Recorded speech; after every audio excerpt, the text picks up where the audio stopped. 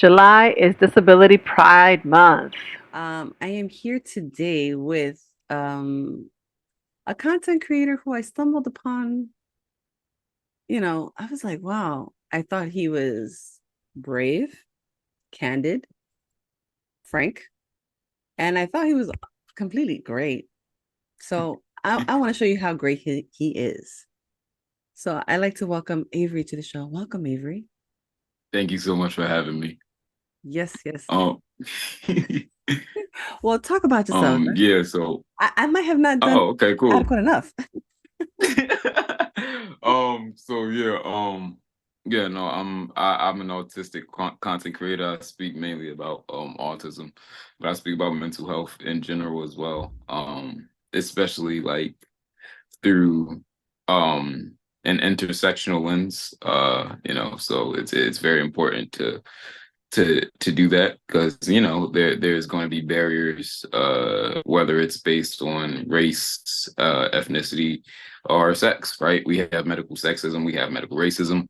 So sometimes if unfortunately if you're not specifically a white man or a white boy, it's a lot harder to get taken very seriously in the medical Oh no, field. absolutely. So I try to talk about all of No, no, no. You ain't never lie. that. Mm-mm. Man. So let's start with the following questions. Mhm. So when did you get diagnosed with autism, Mhm. or when did you get diagnosed with ADHD? Because it might be two different times in your life. It was. It So was. So, mhm. I got diagnosed with ADHD during middle school. Goodness gracious, I forget the year. But during middle school, I got diagnosed with ADHD.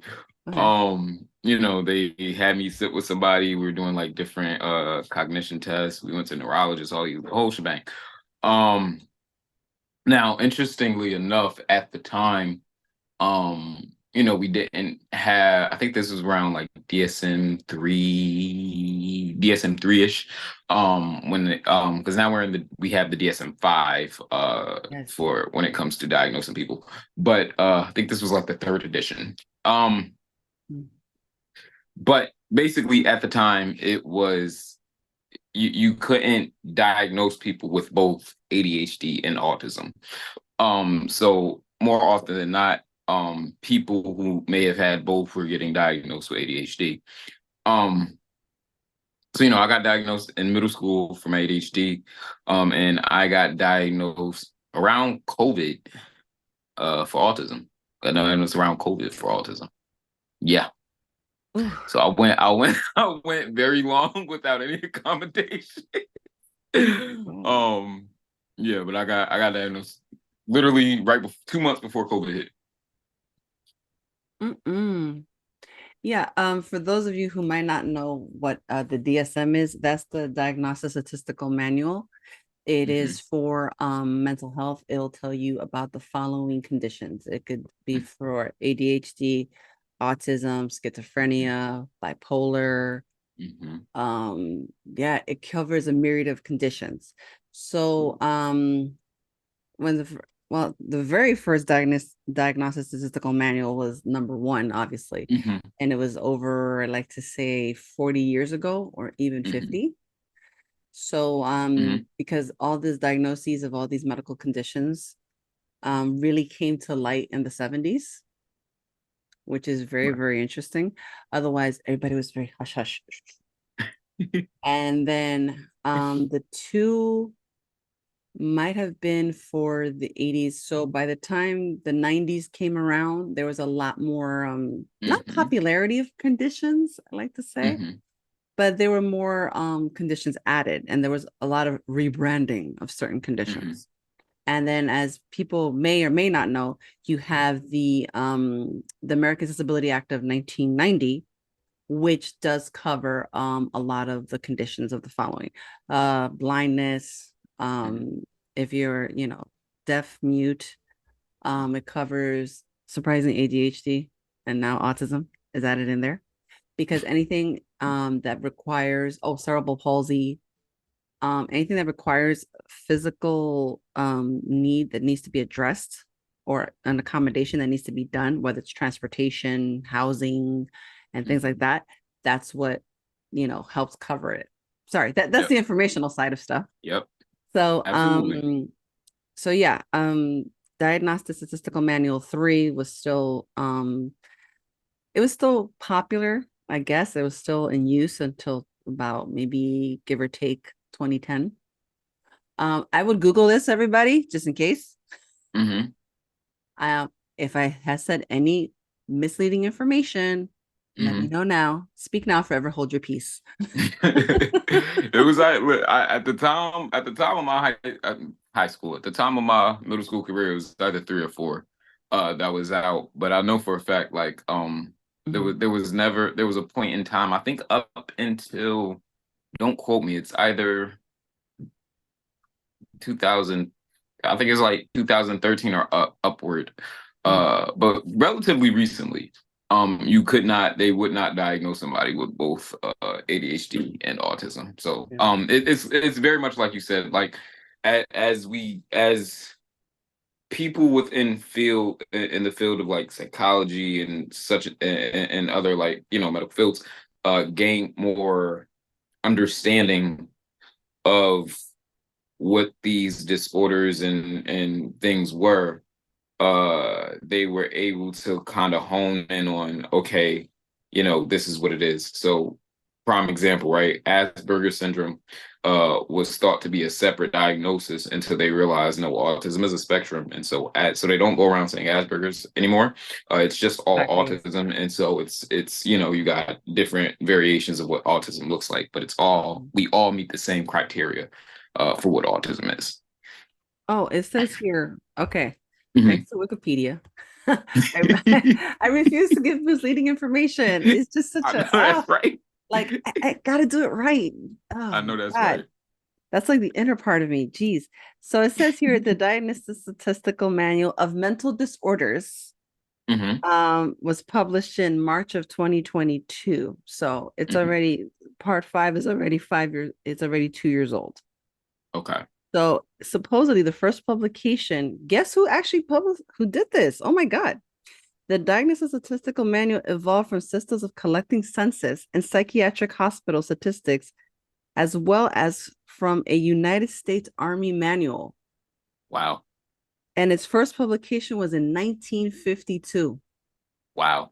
That is bonkers. Oh my God. Absolutely. And yeah, no. And it have incrementally added a total number of mental disorders and removing no longer considered to be mental disorders. So, wow, 1952. Happy birthday to that. Yeah, so the first diagnostic statistical manual was published in 1952. Okay. Which is, wow. The second was 1968. Okay. Was the second diagnostic statistical manual. Mm-hmm. The third one, apparently here, was 1980. So okay, Diagnostic 1980. Statistical Manual was 1980. And then the fourth one, which you gotta love these numbers. I'm like, dang, you guys got up to 5. Was they added a third version of the one in 1987, the one they first published in 1983. Mm-hmm. Okay, so the Diagnostic Statistical Manual 4 was 1994. Okay. And then last but certainly not the least. Oh my God. And there's been so many variations of that. My God. Mm-hmm. Yes. So the Diagnostic Statistical Manual 4 was 2000. And then the 5 was 2013. Hey. That's when they changed. There you go. That's when they changed it. We got it.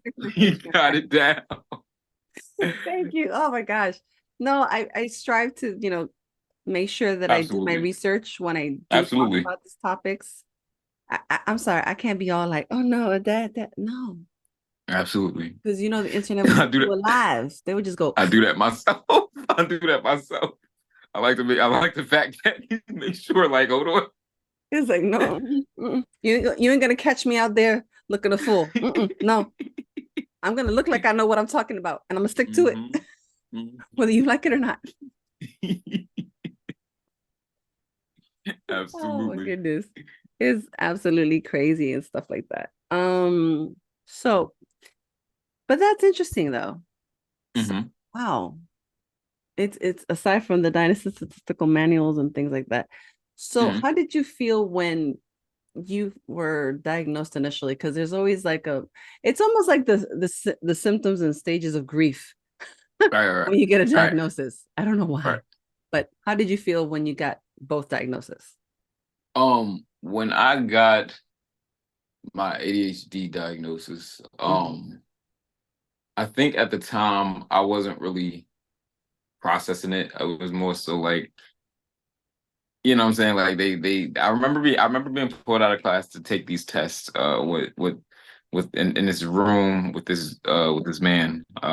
Different tests, and they seemed like pretty like simple questions he was asking me. Like, why is he asking me this? Um and you know, I remember afterwards my mom told me like what it was or whatever the case may be. But I feel like I wasn't processing exactly what she was saying. Mhm. Nothing really changed for me in school. Besides, I think you know what? No, they did used to take me out of class to like to give me more time with tests.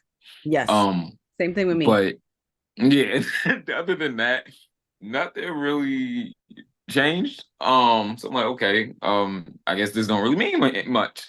Um, but I would still feel something was off. Um, Mm. you know, but prior to getting my autism diagnosis, like as a child and even as an adult, I was very hyper aware that I was different. Um, so like for me, like while taking me out of the test did help, like taking me out the test in another room did help. When I was in the room with everybody else, like for example, I could hear everybody's pencil hitting the paper. Like I could hear you writing. I don't know if that makes sense, but I could hear you writing on your paper, or I could hear maybe the sound of the light, the little buzzings of the light. Things that people were just seemingly like ignoring that didn't really bother them, bothered the hell out of me every time we tested. Um, so like between things like that, between things like consistently being kicked out of classes, when I would get kicked out, sometimes I would go to my favorite teacher's room and just sit in the back of her class, and I would just shake my head in the corner of the room, and I didn't realize it was a weird thing to do until I would look up and see everybody just staring at me like, "What's wrong with you?" So like I knew, like I said, I knew as a child there was something off about me. Um, Mm. Boom, COVID comes around. I personally reached out to a psychiatric hospital. Or no, well they have a psychiatric hospital, but they have like a therapy center and all that thing. So I tried to reach out to a psychiatrist to see like, hey, what harm is it in getting diagnosed? So I went there. Mhm. They originally diagnosed me with bipolar disorder. I'm like, that don't seem right. And so I had to like look into other things.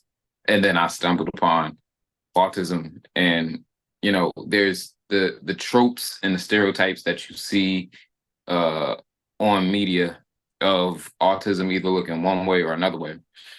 And then I read about what autism is and I started following other autistic content creators. I'm hearing their stories and I'm reading about what autism is and I'm reading about the symptoms and what criteria needs to be met for autism. I'm like, oh, I got autism.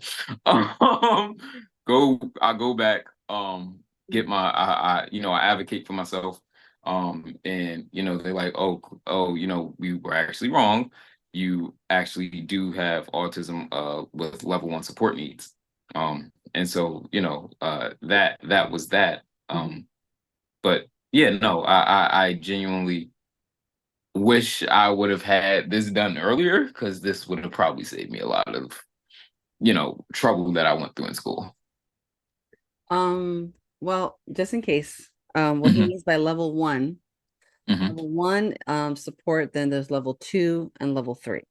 So level 1 is you still need the support.